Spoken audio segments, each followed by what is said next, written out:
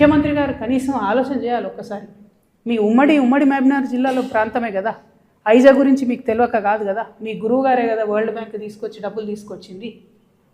ఐజాలో ఇప్పటికీ ఇవాళ పొద్దున కూడా నేను చూస్తే 84 పాఠశాలలు ఉంటే అసలు టీచర్లే లేనటువంటి సగానికి సగం టీచర్లు లేరు. నేను ఇవాళ ముఖ్యమంత్రి గారిని డిమాండ్ చేస్తూ ఉన్నా, బాధతో డిమాండ్ చేస్తూ ఉన్నా.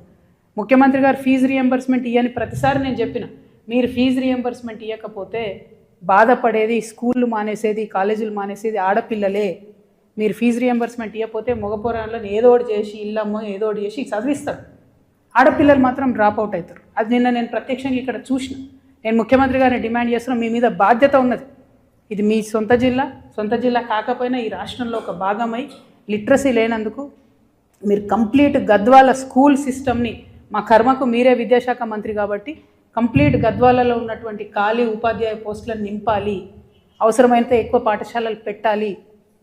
చాలా దారుణంగా ఉంది. 10వ తరగతిలో ఒక రిజల్ట్ వస్తుంది, ఇంటర్మీడియట్ పోయే వరకు మొత్తం పడిపోతుంది.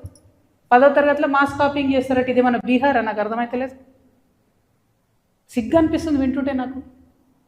ఏం చేయనీకే మాస్ కాపింగ్ చేసి మీరు రిజల్ట్లు చూపించుకోవడానికి, కలెక్టర్లు ఫోటోలు దిగడానికి తప్పితే ఎందుకు పనికొస్తుంది అది?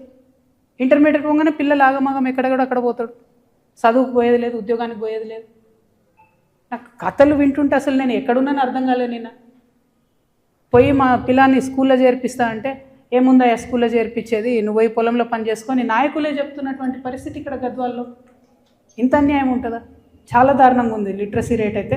కేరళ ఒక పక్క 95% లిటరసీ రేట్తో ముందుకు పోతుంటే మనం మాత్రం ఇంకా 23% మహిళా లిటరసీ రేట్ అంటే చాలా దారుణంగా ఉంది.